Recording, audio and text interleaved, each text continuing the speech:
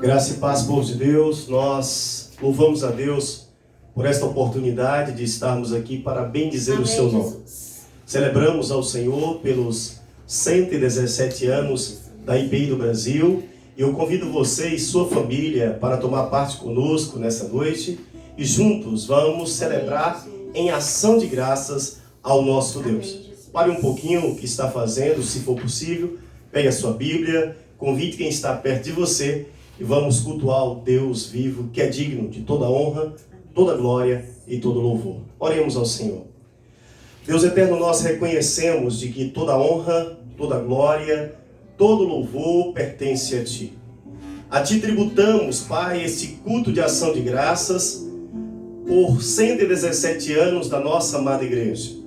Agora, Deus, vem em favor do Teu povo e promove, Deus, um avivamento. Promove, Senhor, um renovo. Visita desde a criança até o idoso. Fala ao coração da Tua igreja. Ó Deus, alcança, Pai, todo o Teu povo. Estende essa graça também a todos os irmãos e irmãs que se faz ouvir a nossa voz, que tomam parte conosco nessa celebração. Espírito Santo de Deus, fica à vontade, em nome de Jesus. Amém. Adoremos.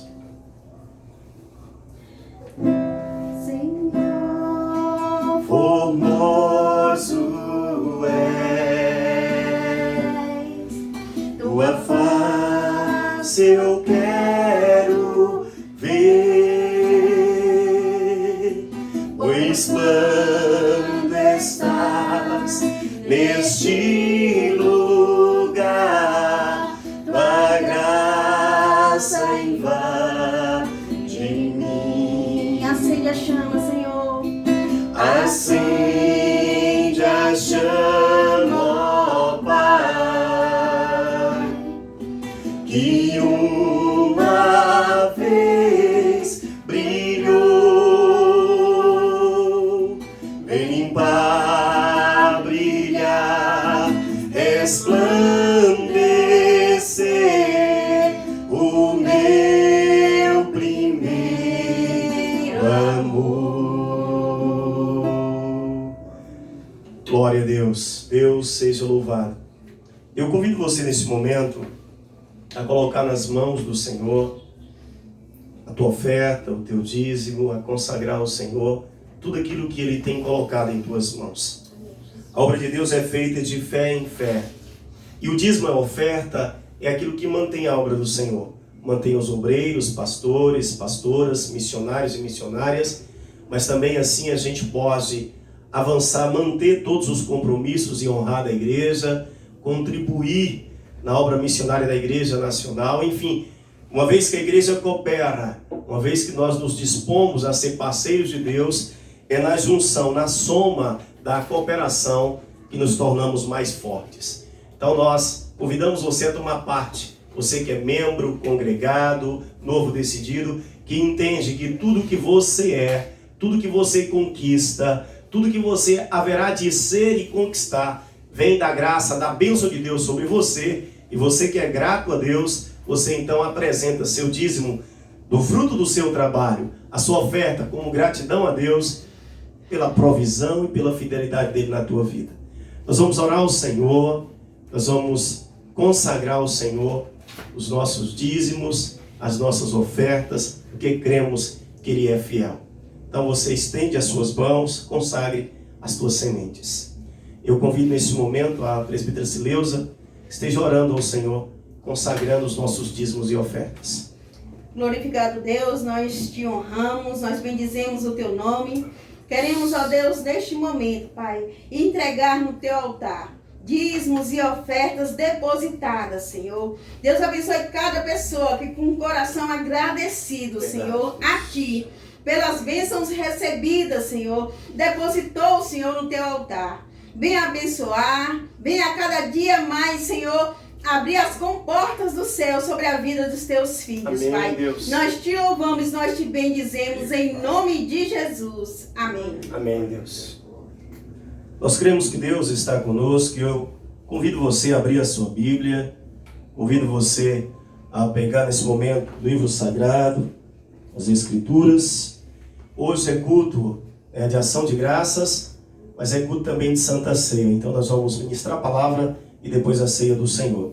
Eu convido você a abrir a sua Bíblia no livro de Apocalipse, capítulo 22, e nós vamos ler dos versículos 14, do versículo 14 ao versículo 17. Apocalipse 22, 14 a 17.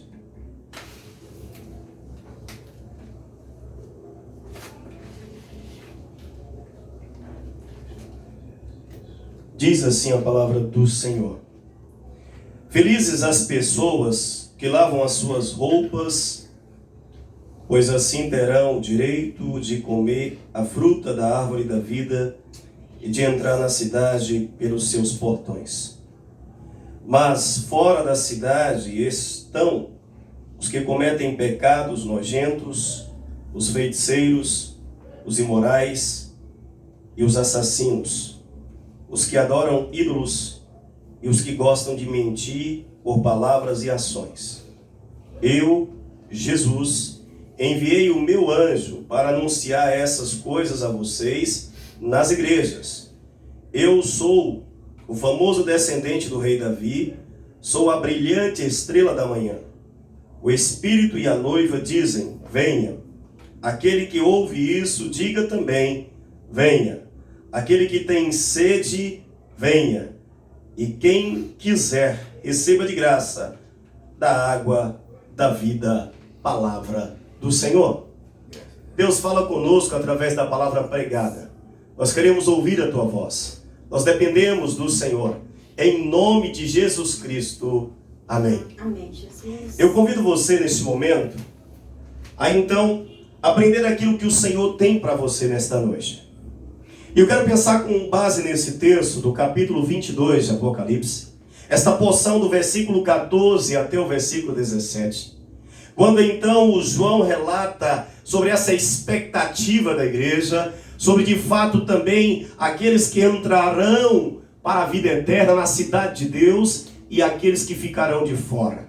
E ele termina esta porção falando que a noiva e o Espírito então diz: vem. Venha o noivo, vem.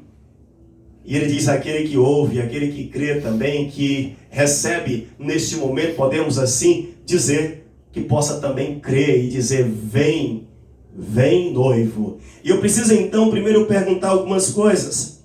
A primeira coisa, quando ele fala que bem-aventurado aquele que lava as suas vestes no sangue do Cordeiro. Bem-aventurado aquele que tem a sua vida lavada pelo sangue de Jesus, que tem os seus pecados cancelados, perdoados, que então recebe o direito de comer então da árvore da vida, de entrar na cidade pelos portões, de receber honra de Deus, aqueles que abriram mão e de fato tomaram a decisão de abrir mão dos prazeres mundanos por obediência, por fé, por esperança, por amor a Deus. Esses ouvirão do Senhor: vinde benditos, meu Pai. Mas eu preciso entender, até chegar nesses benditos, eu preciso entender primeiro quem escreve. Eu preciso então pensar no seguinte: quem escreve segundo a história, segundo a palavra, é João. E João é, segundo a tradição cristã, o discípulo amado, o evangelista. Mas eu preciso pensar em que momento da sua vida ele escreve Apocalipse. Em que momento ele recebe essa visão de Deus, essa revelação. E segundo a história, era um tempo de grande perseguição. Os discípulos haviam, em geral, morrido, sido então perseguidos e mortos. Ou seja, João era remanescente. Provavelmente era o último discípulo de Jesus, eu digo da primeira hora, claro, né? Naquele momento que Jesus chamou e caminhou treinando durante 3 anos e meio. João, já com uma certa idade, João já tendo visto e ouvido muita coisa, segundo a história, segundo a palavra, ele era fiel ao Evangelho e ele pregava o Evangelho. E por causa da pregação do Evangelho, ele foi perseguido, ele foi preso e foi forçado, foi exilado então na ilha de Patmos, uma ilha então na região do Mar Egeu, na Grécia ali oriental. E aquele homem de Deus, o discípulo amado, ele recebe de Deus a revelação do que estava acontecendo naquele momento, uma palavra de resistência, uma palavra de esperança, que é Apocalipse, mas também uma palavra profética, que vem para nós, sinalizando também as últimas coisas. É uma palavra de consolo de certa forma, mas é uma palavra de encorajamento e, repito, resistência e esperança. É esta revelação que Deus traz para João na ilha de Patmos. E eu quero dividir com você um pouquinho dessa revelação. Ele fala da felicidade dos salvos. E é interessante que, como fala da felicidade dos salvos? Ele fala das últimas coisas. Para que possa então ser feliz, é preciso então abrir mão daquilo que é ilusório, daquilo que é transitório, que é passageiro, que é enganoso. Os prazeres terrenos são como a juventude. Quem já tem um pouquinho de idade deve lembrar das fotos, ou lembrar algumas décadas atrás da sua juventude. E aí vai lembrar que o cabelo não era assim, vai lembrar então que o corpo era daquele outro jeito, vai lembrar então de tanta coisa que fez, que gostava de fazer, e que em dado momento da vida já não faz mais sentido, ou já não tem mais condições físicas para fazer tais coisas. Você vai se dar conta de que a vida passa, e tudo passa, por mais que sejamos extremamente vaidosos. Tudo passa. Agora, o que nós fizemos na nossa vida é o que é a questão. O que nós estamos fazendo da nossa vida, com a nossa vida, é o diferencial para a eternidade. E aqui, quando a gente chega no capítulo 22, quando a gente chega aqui no caminhar para o fechar do livro de Apocalipse, aqui ele fala então de um encontro, de uma alegria para aqueles que abriram mão de viver simplesmente para o pecado, de viver simplesmente para o mundo, de viver simplesmente para o seu coração, os seus desejos, as suas vontades, e de fato, os seus próprios instintos sem nenhum tipo de resistência.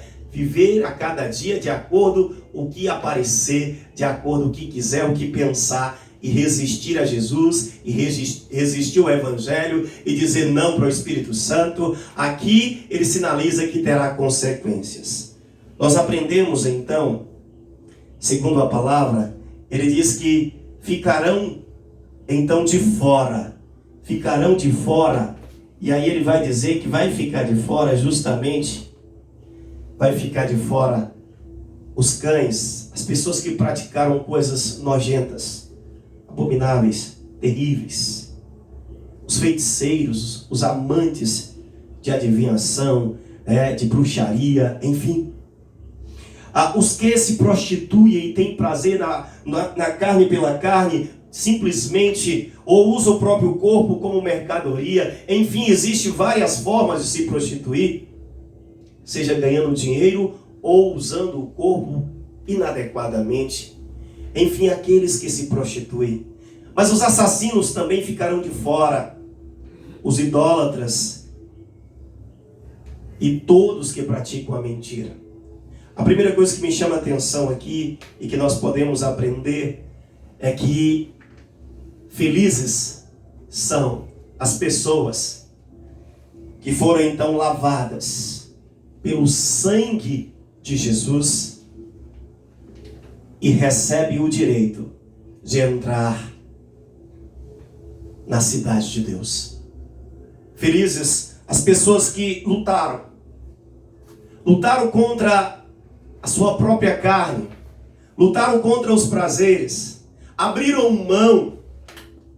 E então, para obedecer, o apóstolo Paulo, ele usa uma analogia. Ele diz assim: eu esmurro meu corpo. Ele usa essa imagem. Imagine que brutalidade. Eu digo uma imagem forte nesse sentido. Ele diz: eu esmurro meu corpo, em outras palavras, para honrar a Deus, para honrar a Cristo. Ou seja, eu luto contra a minha própria vontade.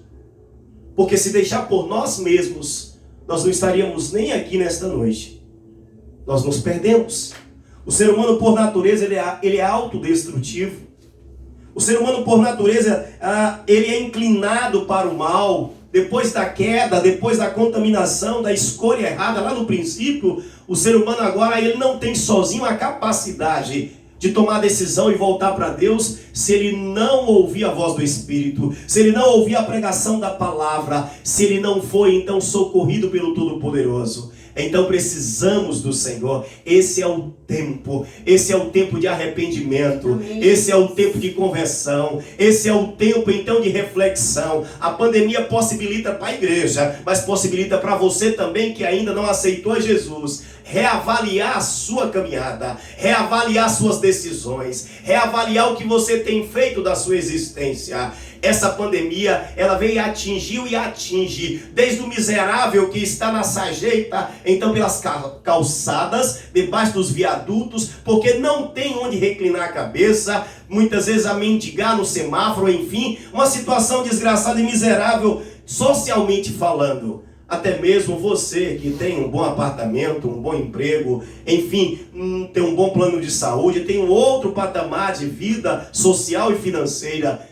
Todos nós, desde os grandes empresários, grandes políticos ou representantes de potências mundiais, até mesmo o mais simples, o mais miserável ser humano do ponto de vista social e econômico, todos foram impactados, seja o cristão ou o ateu, ou seja, todos somos atingidos por essa pandemia. A que nível, a que instância, até que ponto, isso aí varia a intensidade de cada lugar, de cada região, enfim, como as autoridades então enfrentam, como as pessoas então ouvem criticamente o que a mídia diz. Há um conjunto de fatores, mas de um modo geral, eu não posso negar, você não pode negar, que o mundo foi impactado por essa pandemia, por esse vírus de alguma forma, e que não dá para sair dessa situação como se nada tivesse acontecido. A palavra diz para nós que há uma felicidade. Essa felicidade porque Jesus enviou o anjo. E o anjo aqui na Bíblia representa, segundo a palavra em Apocalipse, representa tanto o pastor da igreja como o mensageiro de Deus. Aquele que vem e traz a mensagem de Deus. Aquele que vem então e cuida do rebanho de Deus, traz a mensagem de Deus. Aquele que veio e entrega então a ordem do Senhor. Mas o que nos chama a atenção também, Jesus envia o seu anjo para anunciar às igrejas as últimas coisas. E aí nós temos uma outra coisa. A segundo destaque, a noiva espera o noivo. Quem é essa noiva? Logicamente, claro, no casamento a gente vai ter o contrário. É o noivo que espera a noiva.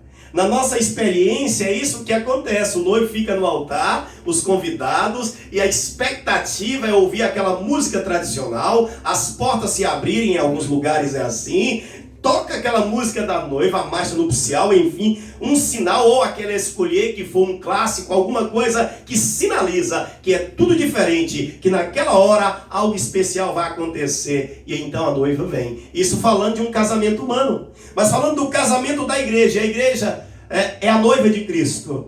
A igreja aqui, no caso, é a noiva que espera o noivo. E como você tem esperado a volta de Cristo? Como você tem se preparado para o encontro com Cristo? O que você tem feito da tua vida? Como você tem vivido? Você tem amado as pessoas que Deus te deu? Os teus pais, os teus irmãos de sangue, a sua família, os teus amigos? Você tem então plantado vida, paz? Você tem sido um instrumento de Deus na terra? Você tem praticado de fato os mandamentos do Senhor? Você tem sido um vaso de honra? Ou você tem vivido mais um dia e um dia após o outro sem ter sentido, sem ter um propósito, sem ter uma missão? Eu quero dizer que você não é um acaso da história. Eu quero dizer que você é fruto do plano de Deus. E se você crê, entrega o teu caminho ao Senhor. Porque assim como João fala nas últimas palavras em Apocalipse, diz que o Espírito de Deus, que opera no coração da igreja, no meu coração, no seu coração, se você crer, junto com todo o povo de Deus, a igreja, a noiva, diz: vem, Maranata, ora vem, Senhor Jesus, vem, ó noivo, venha Jesus Cristo em nosso favor. E eu só posso dizer: vem, se a minha vida estiver unida com Cristo. Então há uma coisa importante: quando a minha vida está unida com Cristo, e aí eu quero fazer destaque. Quando a minha vida está unida com Cristo, quando a tua vida está unida com Cristo, nós recebemos o direito à vida eterna. Mas há uma outra consideração que quero destacar aqui. Felizes são aqueles que têm as suas vestes, a sua vida lavada pelo sangue do Cordeiro Jesus Cristo. E a terceira consideração: felizes são as pessoas que tiveram suas vidas lavadas, recebem o direito à vida e entrarão na cidade de Deus. As pessoas que abriram mão da sua própria vontade, entregaram as rédeas da sua história nas mãos de Jesus e disse: Deus, eu quero ser um profissional segundo o teu coração. Eu quero ser um marido, uma esposa segundo o teu coração. Eu quero ser um filho segundo o teu coração. Eu quero ser uma filha segundo o teu coração. Eu quero ser um vaso de bênção. Eu quero fazer a diferença. Eu quero ser um missionário de Deus na terra. Eu quero ser um instrumento de Deus. Eu quero ser um discípulo de Jesus. Esta noite, esta palavra fala da felicidade dos salvos. Você deseja essa felicidade? De que adianta viver a vida inteira? Você pode beber, algumas pessoas chegam até a usar drogas, outros vão procurar em ambientes, em prazeres carnais, aquilo que está lhe faltando. Cada um procura de alguma forma, em algum lugar, preencher um vazio na alma, preencher a necessidade existencial. Mas eu quero apresentar para você a dose que te falta, o remédio que te falta, e se chama Jesus Cristo. Entrega a tua vida nas mãos de Jesus e que você possa também ser feliz, porque você, quando entrega a sua vida a Jesus, você pode crer no amanhã, recebe perdão dos pecados pelo sangue de Jesus e recebe o direito à vida de entrar na cidade de Deus. Ele vem, e quando ele vier, o que você tem preparado para ele agora? Deus, aplique o seu coração à sua palavra. Nós vamos nesse momento ministrar a ceia do Senhor. Nós vamos compartilhar com você. E eu quero que você nesse momento chegue mais perto, ou pelo menos você que está preparado aí, com o pão, com o suco de uva, enfim, com os elementos da ceia, vamos ceiar.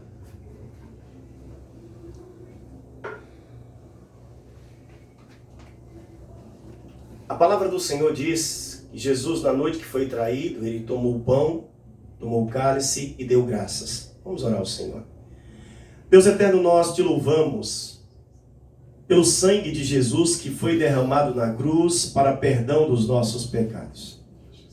Nós te louvamos pelo teu grande amor revelado na cruz, porque o Senhor não esperou por nós, mas o Senhor veio até nós em forma de carne, nascido de uma mulher, cujo nome maravilhoso é Jesus Cristo, e cumprindo toda a lei, vencendo o pecado, venceu a tentação de Satanás, venceu a morte e ressuscitou ao terceiro dia. Obrigado, porque o Senhor veio em nosso resgate. Nós te louvamos pelo resgate, pelo sacrifício de Cristo para a nossa salvação. Amém. Após dar graças, Jesus então partiu o pão e disse: isto é o meu corpo que é dado por vós. Tomai e comei dele todos. E todas as vezes que vocês comerem, façam isto em memória de mim.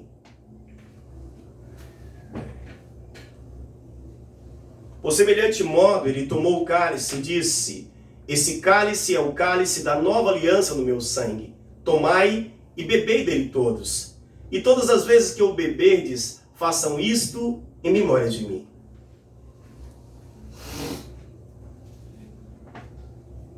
Pois todas as vezes que comerdes deste pão e beberdes deste cálice na mesa do Senhor, anunciais a morte vencedora do Cristo ressurreto, até que ele venha buscar sua noiva, a igreja.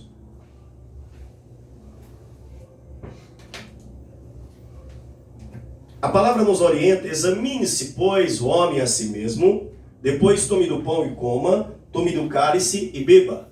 Pois aquele que come sem confessar pecados, sem examinar a sua relação com a igreja, com a sua noiva, a sua comunhão com a igreja, a sua comunhão com o cabeça do corpo, Cristo, quem não confessa pecado, quem não examina, então traz juízo sobre si. E nós vamos pedir a Deus perdão para com os nossos pecados. Feche teus olhos nesse momento. Deus eterno, perdoa, Senhor, os nossos pecados. Sejam eles por palavras, Sejam eles, Senhor, por pensamentos, sejam eles por atitudes. Tire de nós tudo que não te agrada e nos dá um coração, ó Deus, segundo a tua vontade. Um coração regenerado. Deus, purifica o nosso coração e a nossa mente. Coloca à disposição, ó Pai, ó Deus, e o firme propósito de caminhar segundo a tua vontade.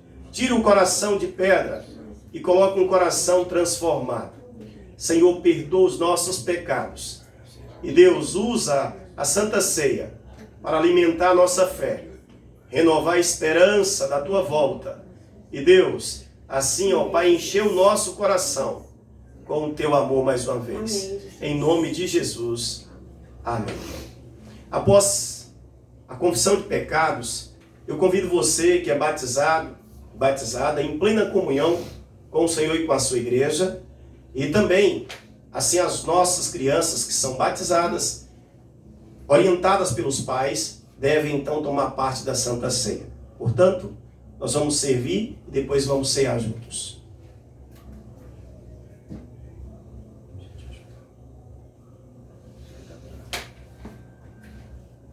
Vai. Eu sou...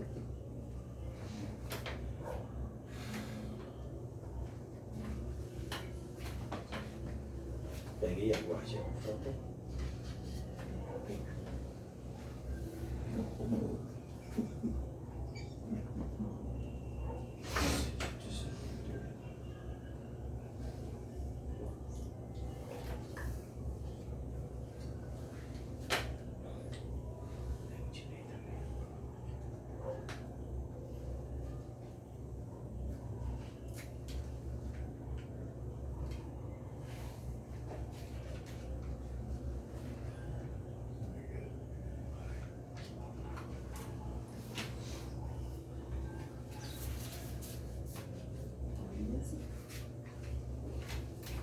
Nós vamos cear neste momento. Esse quinto cálice aqui representa você, Igreja de Cristo, os irmãos e irmãs, que em função dessa pandemia não podemos, por enquanto, estarmos juntos. Cremos que em breve, no tempo oportuno, estaremos juntos.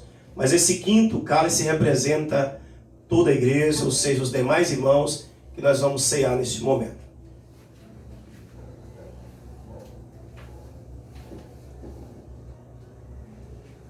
Tomai e comei, tomai e bebei, fazei isto em memória de mim.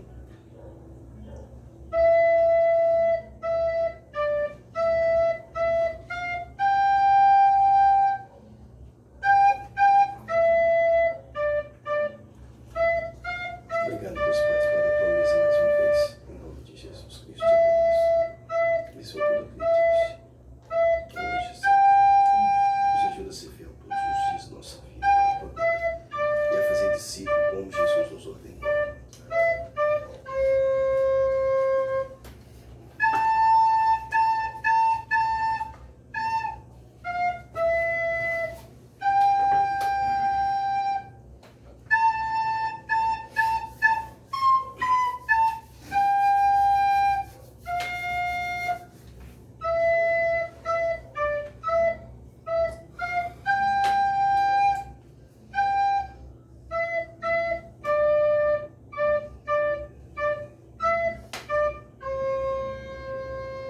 Amém, Jesus. Glória a Deus.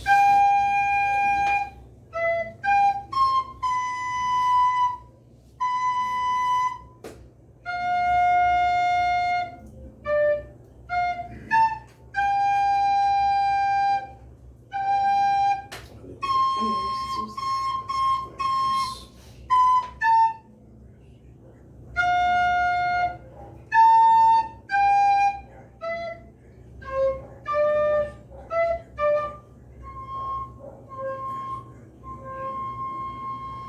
Amém, Jesus. Glória a Deus. A Bíblia diz que Jesus, depois que ele ceou com os discípulos, ele sabia que era a sua última refeição com os discípulos, então ele cantou um hino e seguiu para o Monte das Oliveiras. Eu convido você nesse momento a tomar parte conosco e nós vamos nesse momento louvar o Senhor. Eu peço você que pegue a sua Bíblia, nós vamos cantar o hino oficial da IPI do Brasil. o perdão real.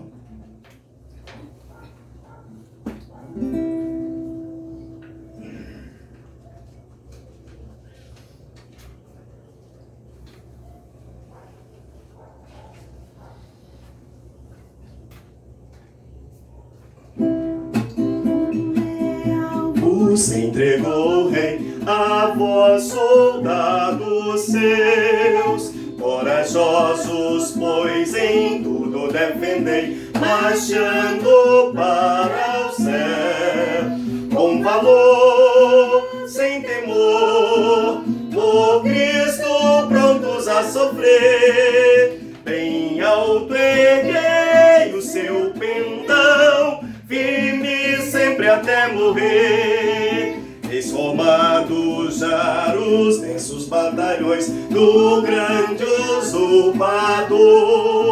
Declarai-vos hoje, bravos campeões, avante sem temor, com valor, sem temor, por Cristo prontos a sofrer, bem alto erguei o seu pendão, firme sempre até morrer. Quem receio sente no seu coração e fraco se mostra, não receberá o eterno galardão que Cristo tem pra dar. Com valor, sem temor, por Cristo prontos a sofrer, bem alto erguei o seu pendão, firme sempre até morrer.